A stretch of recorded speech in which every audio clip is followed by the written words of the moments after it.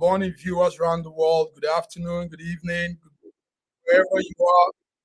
You are welcome to Echo morning.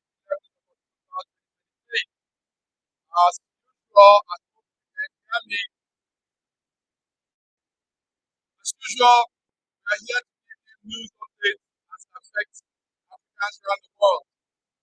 But I am not alone. My name is and I'm here with my colleagues, coordinators, and friends all over the world. Joining me from Toronto, Canada, George. You're welcome to News Echo this morning. Hello. Good morning, Mike Godwin. Good morning, viewers from around the world. Your volume, there's some technical issues with your volume. At least you can hear me a little. Can you? Okay, it's better now, yes. Yes. Good morning, viewers from around the world. We want to welcome you to our show today. It's going to be a fantastic one. Thank you, George. Also, right there in Lagos, Nigeria, is our beautiful coordinator, Bidi Nana. Bidi, good morning. You're welcome to this beautiful Wednesday morning. How are you? Good morning, I'm all right. Good morning, Massive Mike. Sajaj, good morning. Our viewer all around the world, good morning. Thanks for joining us again today. Let's do it like always. Let's do it like always.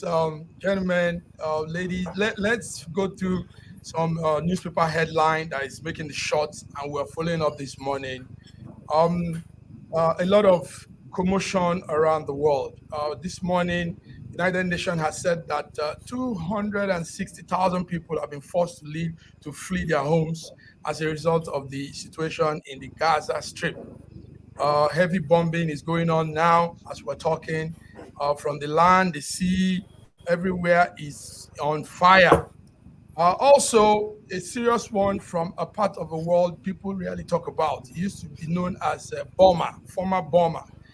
Today, they call it Myanmar. United Nations also has said that women and children are being killed in a bombing that happened last night. Myanmar, like some of us might know, for those that are probably listening, is Southeast Asia nation and has lots of ethnic groups. It borders around India, Bangladesh, China, Laos, and Thailand. Now, Myanmar military has been accused of launching airstrike on a camp of people that are displaced already. And that launch of airstrike has killed a lot of children and women.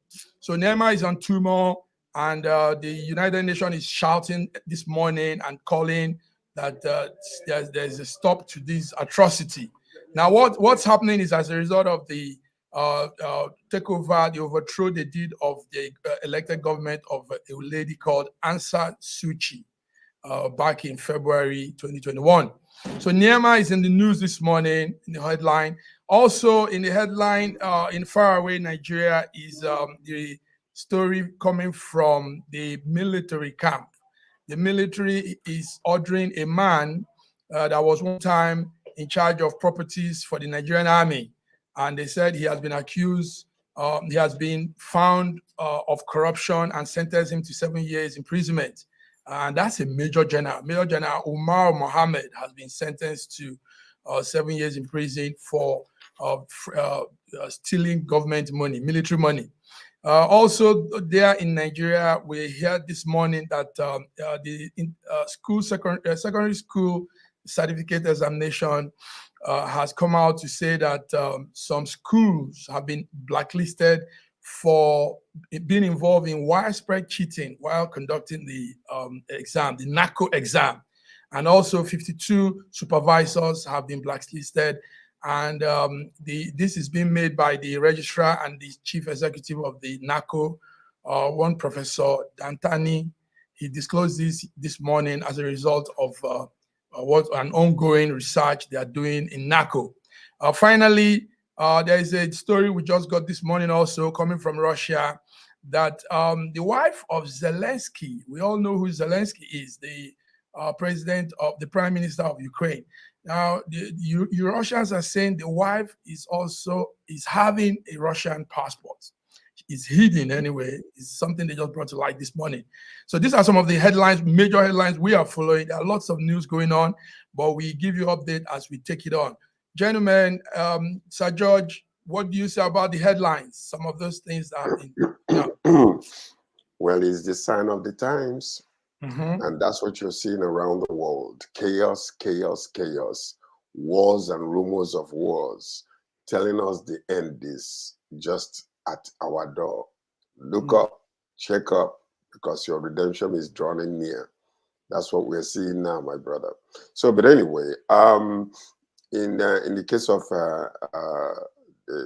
the what's going on near it's been a conflict for a while. It's been a long time, and they have been fighting over these their government for quite a decade right now. And so it's just crazy what is happening around the world. You know, things about 30 years ago, you would never have imagined that what we're seeing today, that you will see it. But in our own eyes, we're seeing what is going on. And unfortunately, it's not going to get better. It's not going to get better. It's going to intensify. Yeah, it's going to intensify. That's what you're seeing around the world today with the corruption in Nigeria, the one that was sentenced to 7 years.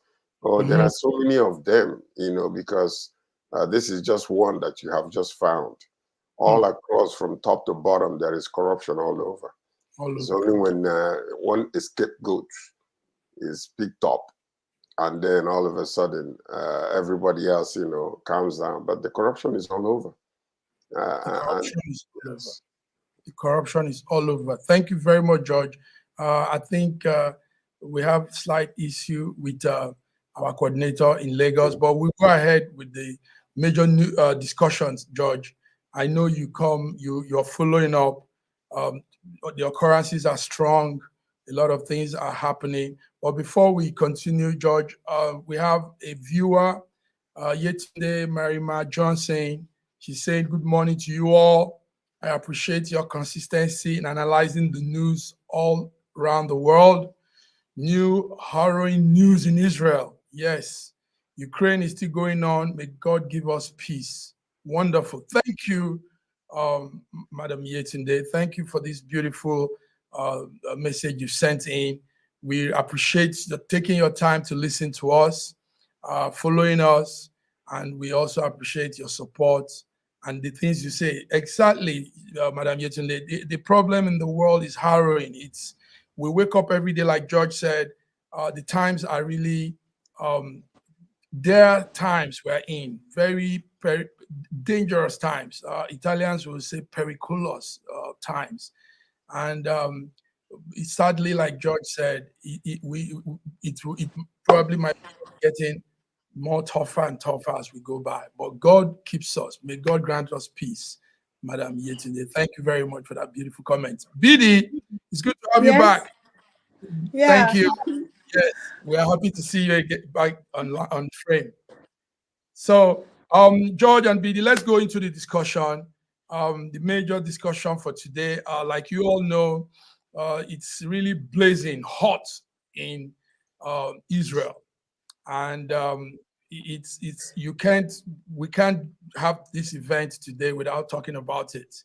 Hamas pulled up one of the greatest strike in the history of Israel and Palestinian. Hamas came real strong. That strike, people are calling it unprecedented attack. It was well planned, strategized. The training, everything shows that there were experts also that helped them to do this. So we are seeing this whole war raging on.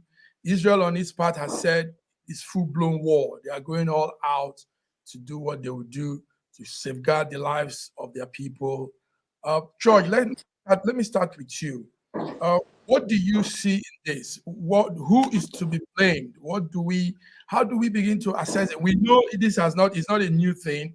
Hamas-Israel issue has been all year long, and but for the benefit of our listeners, let me give some small guide into this whole story. let's remember that this whole Israel territory in that part of the world is about 100 years now. About that time, 1917, the British Foreign Secretary at that time wrote a letter addressing the British Jewish community. And in that letter, he stated that they are going to establish in Palestine a national home for the Jewish people. And that letter, we still have it, is online. It's called the Balfour Declaration. The Balfour Declaration was where that thing was stated. Now, what happened was they now had to give a part of the land, the Palestinian land, to some Jews that were scattered around the world. And take note that after the war, after the Second World War, a lot of Jews had to find their way back to those places. So the Jewish population has grown. The land, actually, what they did was give 33% of the whole total land to the Palestinian and give a percentage of it again to the Jewish people. But with time, some of those there were encroachments. United Nations came with his own plan and said, okay, what we'll do is a two-state thing. There will be the Arab state, and there will be the Jewish state. And but it hasn't worked too well. These two sides have been punching each other. The Palestinians rejected the United Nations plan because it says it allocated 56% of their own land to the Jewish state. And but the Jewish people said, no, no, no, it's not true. At that time also, the Palestinians said they own percentage of what we have today as the Jewish state. So we've been going back and forth in all of this, and it has not really settled well with everybody. So in all of these also, there have been fighting, there have been border fights, Gaza Strip, Golan Heights, West Bank. All of these places have been seeing war fights, all because people say they've taken their land. The indigenous people of the land say they've taken their land. These people say no, it's been given to them and it's been constitutionalized and is there. So all of those stories going on. I just gave a rough rundown. George, what will you say? We're seeing the fight escalate, killed, women killed, mothers, terrible things. I've seen gory videos, rape, abuse of human beings. It's crazy, George. Yeah, it is actually crazy. But what we are looking at is the modern history of how all of these things started. But it's even actually longer than that. Because if you remember, also biblically and historically, before the crucifixion of Jesus Christ, there was a proclamation made that when Christ cried over Jerusalem and said, Jerusalem, Jerusalem, how long have I tried to gather your chickens together as a hen gathers, the children, but you will not. And he cried over Jerusalem and said that Jerusalem will be trodden down, which happened in AD 70, when Emperor Titus came and besieged Jerusalem and brought it down and scattered all the Jews. And he told them that they would be scattered. But what actually happened again was in 1948, May 17th or thereabout, the Bible talks about, can a nation be born in one day? In the book of Isaiah. And what happened was Israel became a nation again. And then they started coming back. The land was given to them by God according to biblical history, but they were told that they were going to be coming back. And that's what you saw started seeing a lot of Jews come from Russia back from the north into their own homeland. Now, the problem now is when they left, Turkey and some other countries came and occupied the land.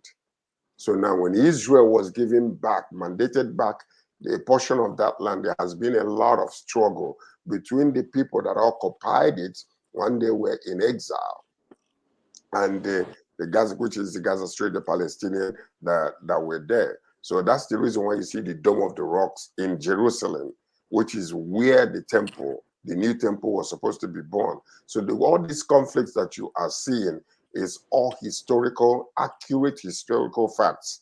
But what we are forgetting today is the original occupants of that land that was biblically and historically given to them. So that's the conflict that we're seeing today. Wonderfully said, George. But you know the funny thing, a lot of people don't want to relate anything this with Bible. You know, they feel that's the Bible. It's historical, you know? whether we call it Bible or not, but it is historical. Yes, but right. the Palestinians, for example, feel it is that biblical connotation to this whole thing. Sir George. So Sir George. Bidi, don't worry, Sir I'm coming George. to you. Bidi, don't worry. I want to say something to what Sir George said. Okay, go ahead then. Sir George, you just said it. You just said the truth, how it is. But the issue is this. You know, in the world today, we have different religions. Some people who don't even believe in Bible. Some people who are not Christians. Some people who are not Muslims. Now, the problem is that how do we get to explain to these people who don't believe in this Bible that this is the real truth, that this is how it is. These are the original owner of this land. That's the major issue today, if you ask me. Well, you know, Bidi, if you hear what I say biblical and historical. Biblical and historical. Like what, what we're saying is whether you want to be politically correct or not, the fact of the matter is this is how historically what happened and why they came to the place where they are today. The conflict is the people that are the Jews say this is our land, it was given to us by God. The Palestinians also say we are also part of Abraham, who is the father of Ishmael. Therefore, we have a claim to this land. And this conflict is age-old conflict that can never stop. It can never stop. Never stop. Until the end. Yes, listen to this. You know, prophetically, if you listen to what is going on, even the end of the matter is already written for those that understand the Bible. When the Eldesha says peace and safety, then sudden destruction will come. But listen to this, the reason why Hamas, whether they represent the Palestinians or not, is alleged to be a terrorist organization. And what is troubling everybody today is with the type of security system that US and Israel has, what they have right now, how was it that these people were able to put together such an atrocious attack without them knowing about it? So that's the main situation today. So, but as for who is to blame, Hamas is to blame. You just don't attack a peaceful nation, regardless of the, what you call small squabble that they're having. What they have done, they have unleashed the wrath of God upon them. And that's what you're going to be seeing in the next few weeks ahead. Well, this is talking from your own point of view, George. Thank you very much. But like you said, diverse views, diverse opinion, diverse connotation relating to this whole thing. Yes, Hamas utilized some Iranian experts in manufacturing homemade rockets, and they've improved in their accuracy, in their range of attack. The Israelis are shocked at how they came this one. Past encounters with the Israeli forces, particularly during the 2014 war on Gaza, taught the Hamas some very valuable urban warfare style and the use of civilian infrastructures to shield in their war. So we're seeing something different playing out. We're seeing a very dynamic arrangement by Hamas, the terrorist group there in Palestine. Yes, there's so much to say about this, but we won't linger long on this issue because right there in Nigeria, in our country where we come from, is a situation that is also like an internal terrorism, and that's the Forex crisis. The Forex crisis, gentlemen, Nigerian plunges to 1,025 Naira for $1. This is serious. This is more than Hamas attacking us. Because jobs will be losing out, factories will be shutting down soon, and there was going to be real strong social, economical breakdown. BD, you're right there in Lagos, Nigeria. What's happening? The Forex crisis. Tell us. It's the worst attack to us, like you said. But before I speak on that, Now, I want to say something about this Palestinian and Israel. Like Sir George said, that Palestinians are to be blamed. If you ask me, I will blame the United Nations because according to what Sir George said, it is truth, historical and biblical. That land was Israel's own, yeah. But the truth is this: the way the United Nations has been handling issue has brought this lingering of this case. Now, yes, he said that it's not going to stop. It's going to be an eternity war. But then, even if it's going to be an eternity war, it shouldn't be the one that will be taking life the way it has been taking life. So that's what I want to say. The United Nations should, shun political and face and decide and speak on this issue the way it should be. Do you understand? If they do that, things will get better. Now, back to the Forex and what is happening in Nigeria. I'm not surprised. A lot of people are still surprised. Now, let me tell you. You can't be floating Naira and without production. That's actually what is happening to us today. You come, you float Naira, and there's no production. You don't have anything to your name. You're not producing anything. Companies are folding up. People are losing their jobs.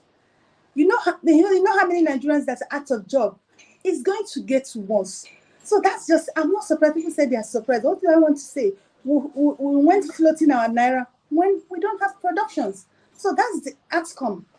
So that is it. That's the outcome. That is it. George, how do you feel that $1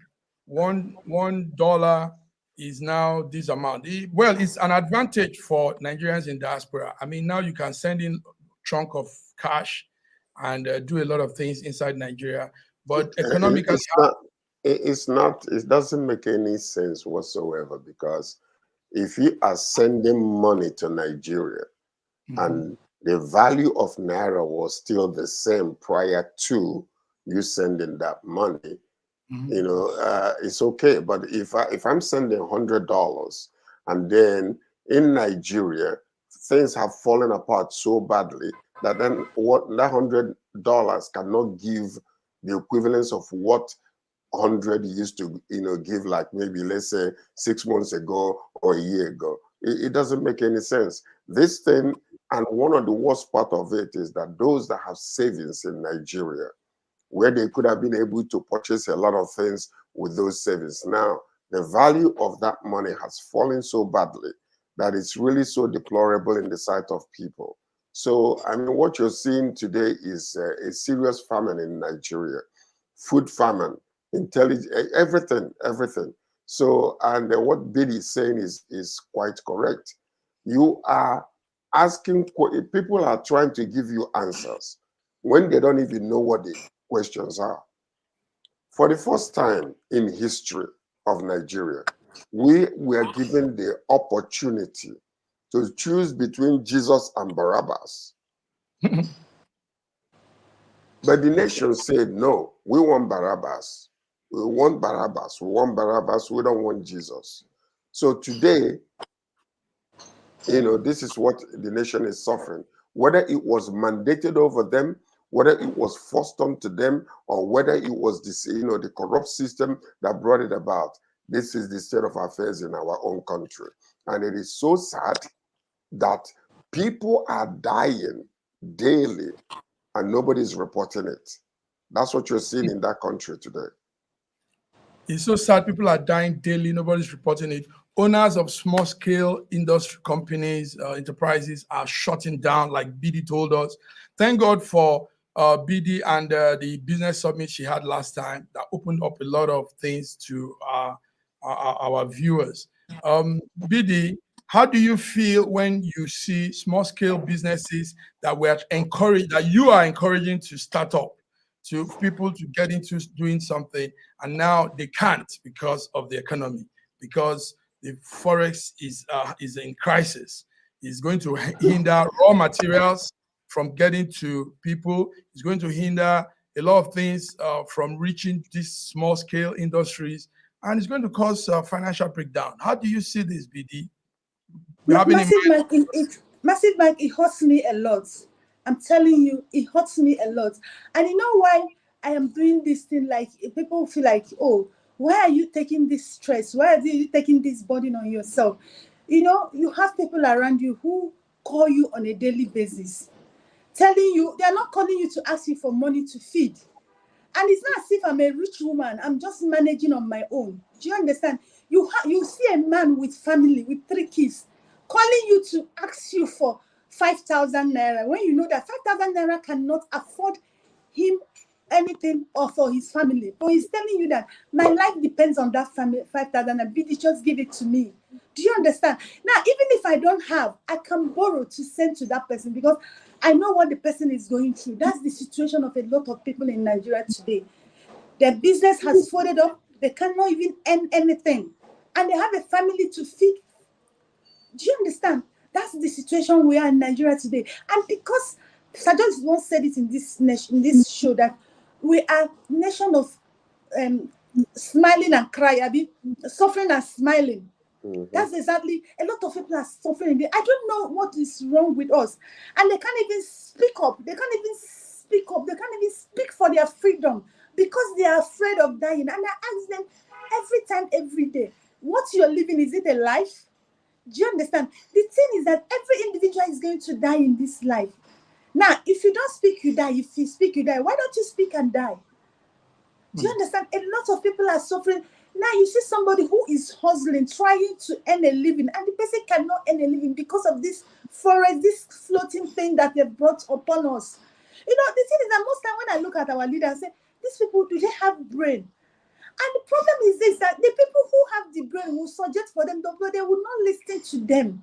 They don't want to bring people who have something to bring on the table. They don't want to bring them close. They don't want. A lot of Nigerians are suffering. People are dying. People are dying. Like Sir just said, the mandate has been given to Nigerian media not to report anything anyhow. Before you report, you have to bring it for it to be censored. And what is censor in Nigeria? Censor is, you know, they'll censor it in a way that it will fit them, in a way that it will project the government in a good record. That is why people will die. They will not tell you that people are dying. And all the strikes, all the protests that the NLC, every of these organization planned, everything just came to a stall. We don't have NLC in Nigeria again. We don't have NLC in Nigeria again. I've said it here. We don't have. They've sold their conscience. What they do, Joe Ajero, and Click. No, those are the people, the ones that the government has. You know, they have fraction have accepted to be the NLC. Do you understand? What they do is that they come up with some stories, and the government call them back door and give them Ghana must go bags of money. And they'll go home and they'll keep telling Nigeria, and we've given them 3 months of notice. We've given them 1 month notice. Who does that? Do you understand? Now, let me ask you, Massive Guy. If you're hot, you just see your tear. You see yourself tearing. Is it not true? Will you hot and you say, oh, I will cry tomorrow. I will cry next tomorrow. Do you do that? No. When you're hot, you cry.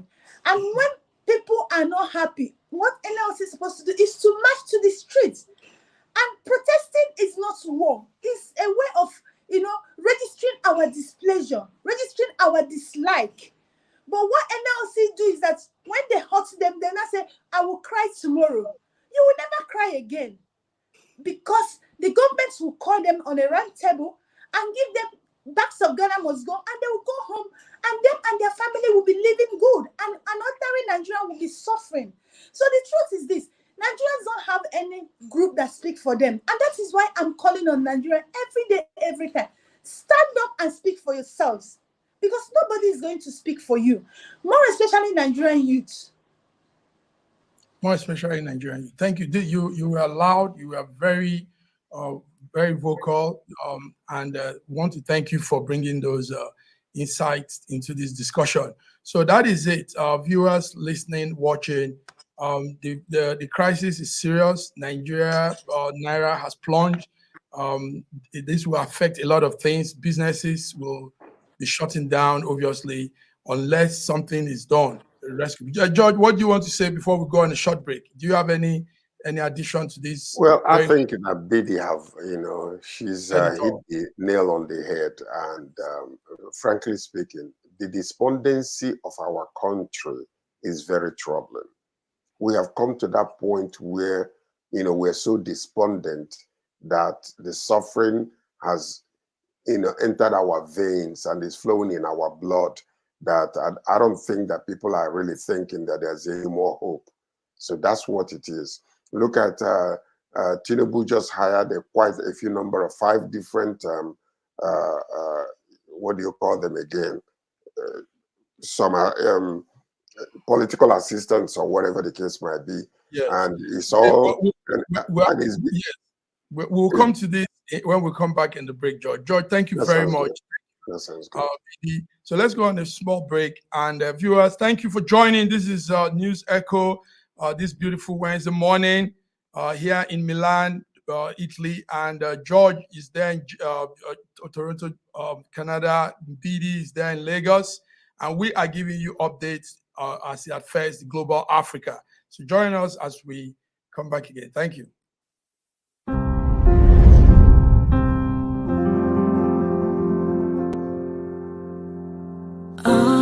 Arise, O compatriots, Nigeria's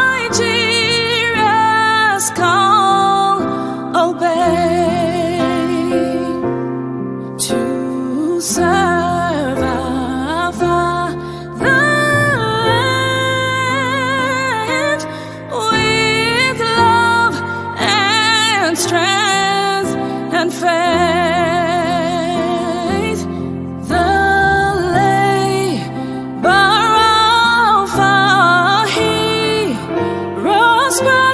Shall never be in vain to serve with heart and might, one nation bound in freedom, peace and unity.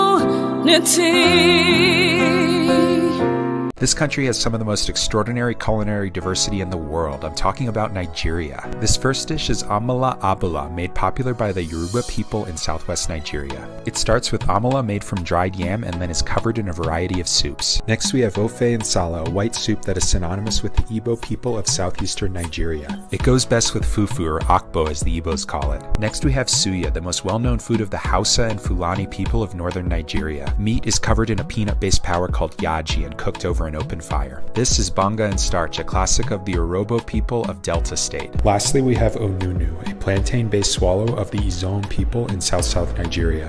We are eating it with fisherman soup, popular throughout this whole region. And of course, we don't forget the jollof rice. This is popular everywhere in Nigeria. I think what makes Nigeria so great is the diversity of all the different people coming together. These beautiful ethnic groups living side by side, sharing culture and cuisine is what makes Nigeria such an amazing country to visit. Nigerians should be so proud of that cultural heritage, as there is so much more that unites than divides them.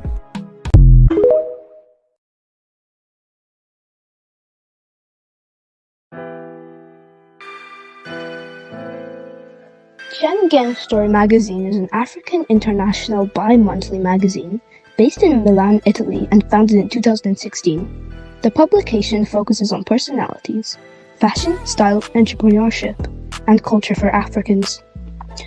The articles on food, movies, fitness, music, travel, sports, technology, and books are also featured.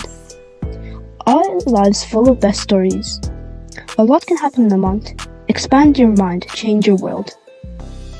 Get Schengen Story magazine's full editions, celebrating Africans make an impact. Read better, the inside story. Your fashion magazine for a better lifestyle, inspiring stories for you. Your monthly dose of entertainment, a better mind keeping you updated. Hashtag Schengen Story Magazine. Get Schengen Story Magazine full editions.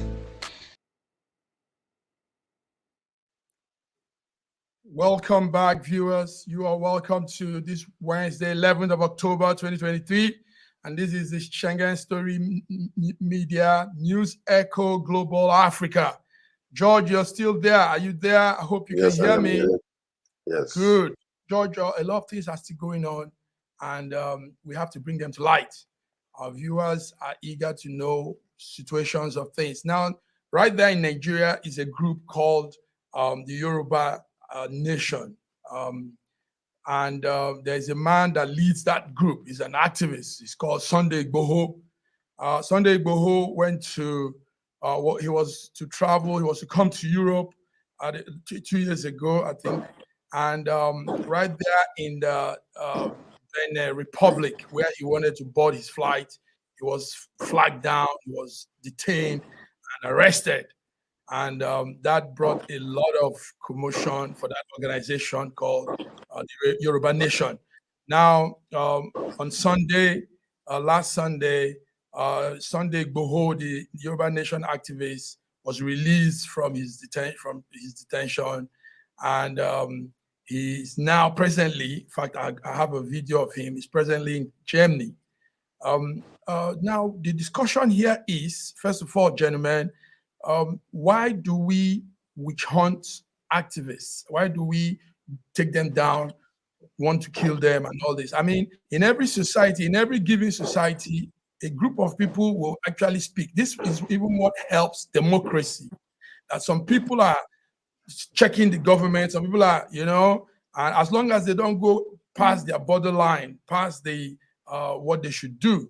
So, but Sunday Igboho was arrested, he was detained, and for no reason. Take note also, while this was happening, his home in Ibadan was being destroyed. DSS came, they said they saw stockpiles of arms, they scattered everywhere, they destroyed his property. Let me start with Sir George. Sir George, Sunday Igboho has been released, he's in Germany, the leader of the Yoruba Nation. What do you say about this? Well, yeah, I think it's good news. He's Yoruba, so he's going to be released. What about Nnamdi Kanu? Okay. He's not Yoruba. Why is he still in jail? So that's the question we'll have to ask ourselves. Are you talking about this when all things are equal? When there is what you call democracy in a country? What we have is not democracy in that nation. The smoke and the smell of military rule still goes on in that country. People are still afraid from yesterday's dreams that have become our today's necessities. So that's what you're seeing. Now, an activist is somebody who comes out to tell the ill of what the government is doing wrong, or maybe to be corrected, or whatever the case might be. But in the case of Nigeria, we don't have democracy. Then what we have is shadow democracy, kakistocracy, a nation that decides to hire the worst and make them to be the head. And that's when you know that a nation is so bad, because you know a dead fish when it starts smelling from the head. So look at the 8 years that just passed under APC, the kind of mess Nigeria was plunged into. And most of those things that happen, today, Tinubu is suffering it simply because of the worst government we've ever had in that nation in the past 150 years. And I'm going beyond our so-called independence. So this is what you see. So Sunday Igboho, it's a good thing that he was released. Hopefully he will be able to regain himself after 2 years of imprisonment, simply because of what? Because he's telling them, we need a better nation. If you guys cannot do it, let's separate, So that's what we're seeing in that country. And when you have an activist that are coming and telling the truth, they want to suppress them. And it brings us to this new aides that the Tinubu administration is hiring, to go out there and start fighting against. Look at what happened to Arise News.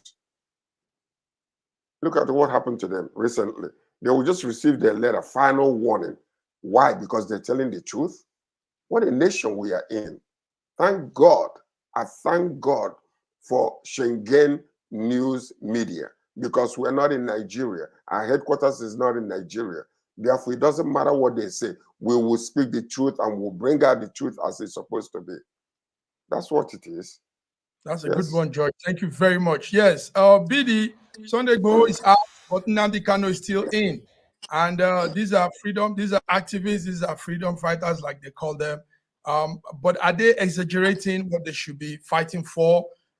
Sunday Igboho has been released. Maybe, like George said, Yoruba, and maybe because his people are also in the hands of power and all that. What do you say, BD? Tell us, give us your view. Yeah, Sunday Igboho has been released. Mm-hmm.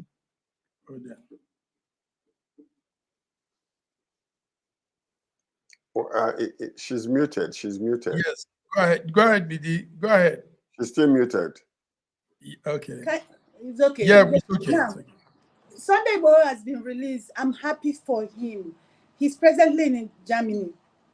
Kudos to people like Obasanjo, Aya Debenjo, and Co, who he said actually worked towards his release. Those are the elder statesmen of Nigerian and Yoruba origin. I'm happy for him. Like Sir George asked some questions. Why? The truth is this: we don't have democracy in Nigeria. What we have is we're still in military system of government, recolored to be named whatever they have, because the services we get, everything we have in Nigeria is still a military system of government. We're still under the military without uniform. That's what we have in Nigeria today.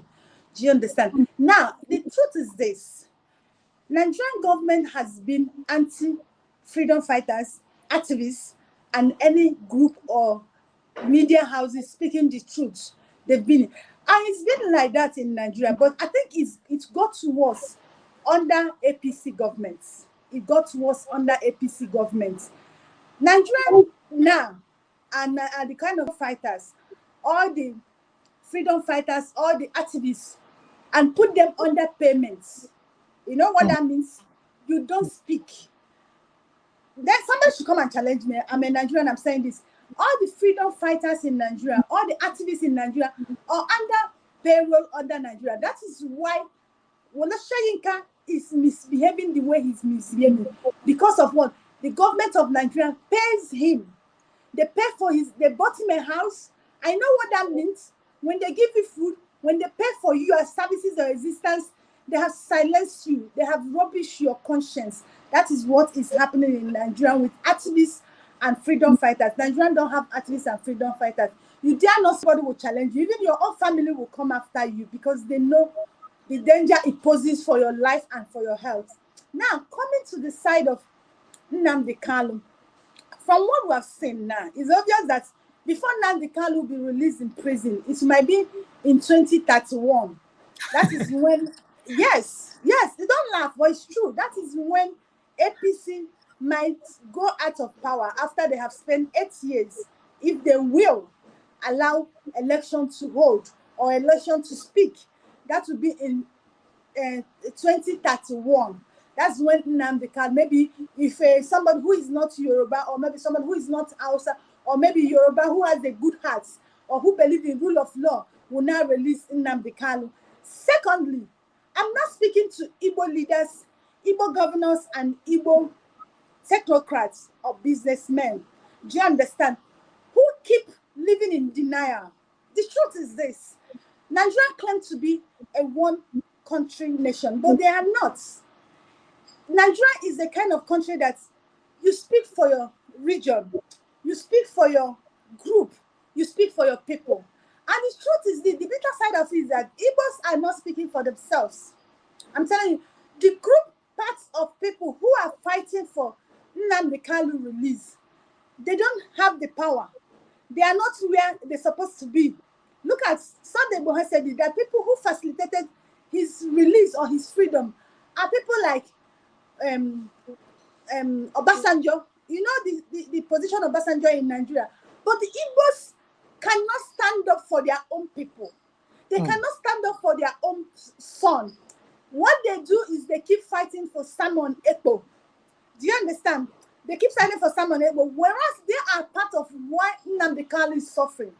The same where they put in Nnamdi Kanu, that is the same where they want to put Simon Ekpo. When Sunday Igboho was arrested in Benin Republic, they're supposed to repatriate him to Nigeria, but Yoruba's elder statesman said no. But let me tell you, do you know that it was Igbos that were instrumental to bringing Nnamdi Kanu back to Nigeria? So the truth is this: people keep shooting themselves on the leg. The Igbos keep shooting themselves on the leg. They don't want to come together and work to the freedom of their now, and that is why it looks like IPOB has power. IPOB don't have power. The people that have given IPOB power are the leaders of the Igbos, the governors, the elder statesmen of Igbo, because they have refused to do what they're supposed to do. And the Thank you very little boys at home now take up much. the power on Yes, themselves. So this I'm this is not good. blaming I'm Yes, not blaming I want Tinubu. to. Yes, I want. I know you have a lot to say. We'll be giving more room for this good insight on the Igbo factors that in the southeast Nigeria. George is also having a program where he will be addressing some of these things. So, but we have more things to discuss. And Chris Okafor, one of the viewers online right now, says Sir George is so up on his contribution, iron in the historical facts and the political situation pointing to our mess in the nation. Thank you, Christy. Another user says, LinkedIn user says, good broadcast going on. Yes, formerly we had Yetunde Johnson says, chaos everywhere. All we need to do is obey God's golden commandment. Love your neighbors, you will love yourself. We're on the verge of destroying all the good things God provided freely. Everybody's bringing in their take. Please keep bringing in your views, bring in your comments. Christy is saying something again. Christy says, it's really unfortunate that our freedom of speech is so threatened. And we are tied with this terrible virus of tribe that destroys the whole nation. Use of tribe has been the power used to manipulate everything in such a country with lots of potentials. Christy, these are great. Amazing contribution. Amazing Yes. contribution. And this is one of the major issues that we have allowed the politicians, to bring into our lives. You see, today we have been so intermingled with each other in Nigeria that the only thing we need to do is to identify the strength in our differences. Because you see, what it is that they're using tribal sentiment to wage war against from tribe to tribe, when Nigerians on their own are not even tribal in their sentiments. It's only to bring a few number of hoodlums who will come and start making open attacks against a nation, against a tribe, or whatever the case might be. But what we have to understand is Nigeria, being as we are today, is the most beautiful country on the planet Earth. God bless that nation so much with much intelligence, beauty, and culture.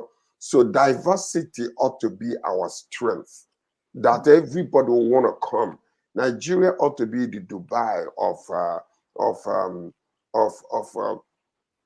the Arab nations.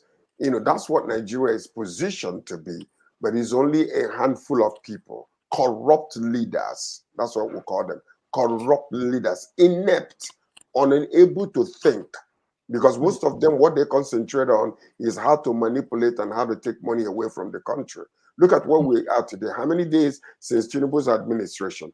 What is it that you can tell me that they have achieved, but nothing but talk? Talk is cheap. You're hiring new media aid. What are they going to be doing? Are they going to administrate for you?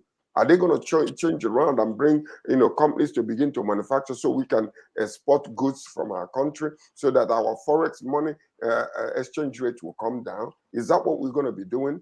Look at how many aids he has already, and he's still flooding himself with so many aids. Thank you very much, George. George BD, wonderful, and the viewers are. It's in Massive Mike. Yes. Sir George just hit it on the nail. See, that's correct. See, before I used to blame our leaders, but lately, about a few months ago, I've taken a turn to the citizens of Nigeria. You know why? Like what Sir George said, within Nigerians, they don't tribalize. We don't tribalize among ourselves. But these politicians bring it upon ourselves for their own selfish interests. Yeah, but it's so unfortunate that the citizens are not seeing it. Now the prices of things are high.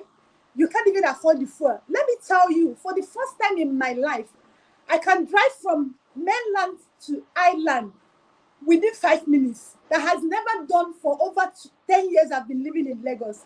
because Wow. people can no longer afford fuel. They are at home. Still, you can't use your brain that these politicians are using you for their own selfish interests. So I'm beginning to blame Nigerians. I'm no longer blaming the leaders because we allow them to use us. We allow them to treat us as if we are not humans. And that was what Chris Okafor said. Very unfortunate situation. But let's see how we continue to get awakened, get conscious of ourselves, and probably we will get out of all these entanglements they've used on us.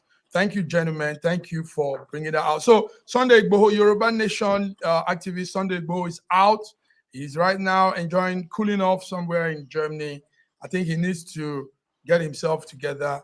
And we want IPOB, Nnamdi Kanu, please, federal government, the law, the courts, the legal arm have said he should be freed. So whoever is still holding IPOB, Nnamdi Kanu, hear us and hear us well. We are not on any side. We're not IPOB. We're not Yoruba Nation. We are just a group of men that see things from a very different angle, and we say, let justice be done. Release IPOB Nnamdi Kanu because the law has said so. Thank you very much, gentlemen. Gentlemen, let's move on to some things before we go off. There's something making round on Twitter X, former Twitter platform called X. Yesterday, it was boozing around, and a lot of people were angry, and people are writing things. And that is the story of the Nigerian INEC president, Bola Tinubu's son, flying with a presidential jet to attend a polo game in Kanu. And that brought mixed reaction. George, how will you feel?